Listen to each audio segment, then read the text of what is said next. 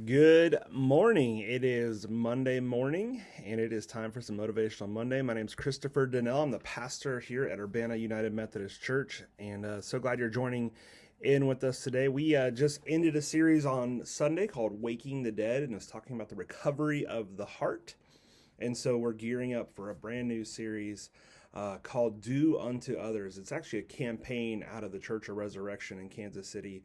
And maybe you might see it pop up in cities across Ohio, and maybe wherever you're watching across the nation. It's kind of a national campaign because it kind of involves our nation.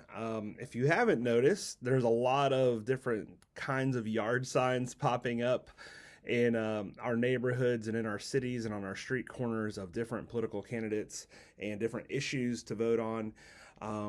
And you also might be aware that it's a pretty polarizing election season for a number of reasons. And we're finding ourselves right in the middle of it. We are 1 month away from Election Day here in America and locally as well in our cities and in our states.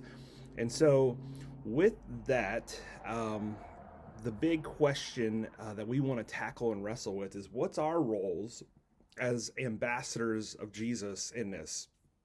Now, Jesus has made it pretty clear throughout Scripture that we belong to this other kingdom, this other thing than what happens in our world around us. It's actually an unseen kingdom that can become seen by the way we embody the resurrected Jesus and how we live that out in our day-to-day lives. Now, we also are still, at least I am, I don't know who all is watching, but I'm still an American. I still live in Ohio, and I still have a duty to vote and to take care of our local communities and our state, and there are issues that we all deeply care about. So that is a big part of this, is that we're called to be good citizens, but we're also still citizens of the kingdom of heaven. And so when we have that identity, it actually asks something more of us. It's not a us versus them. It's how can we grow the kingdom to become like Jesus and to exalt him and glorify him. And that's usually not what either political side, it's usually not what our governments wants. It doesn't usually embody the kingdom mentality. And so our job is to walk this fine line still as citizens of our country and our states, but then also make sure our allegiance is always towards Jesus and ultimately bringing others to know him and experience his goodness. I've experienced God's goodness and grace through Jesus, and it's changed my life. And that's my hope, is to carry that and invite others into God's story that allows transformation and this unconditional love, but then it changes us to look more like him. And every day I'm working on that, and every day is a challenge, but it's only through his grace that can happen.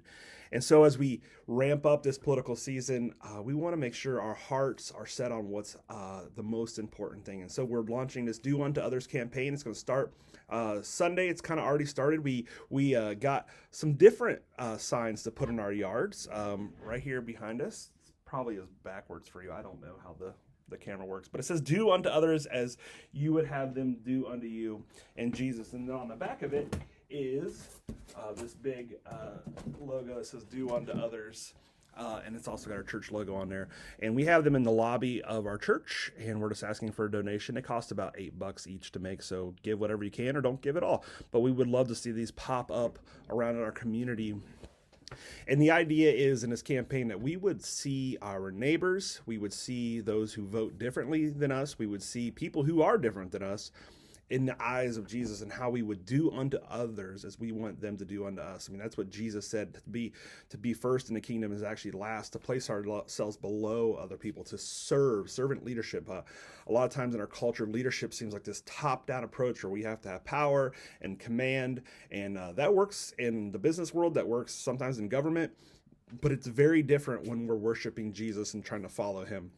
And so we're going to invite you to join in on this campaign with us. There's also a daily devotional that we'll have for you either online or in person. You can have a printed copy. There's a devotional every day for 5 weeks, because we are, again, right in the thick of this, and we just want to have our hearts and our minds set to the things above, not below. We want to keep our eyes fixed on Jesus. And I'll leave you with this as we start this campaign. It's Matthew 22:37-39. And this is where they were asking, what's the greatest commandment? What must we do to inherit the kingdom of heaven? And Jesus replied, love the Lord your God with all your heart, all your soul, and all your mind. This is the first and greatest commandment. And then the second is like it, love your neighbor as yourself. And he's actually quoting out of the Old Testament in Deuteronomy there. And so this is a staple of the Jewish faith, but then Jesus takes it one more step, and he says all of the commands that we've been trying to keep and follow are summed up into these two things. The first and foremost is stay in love with God.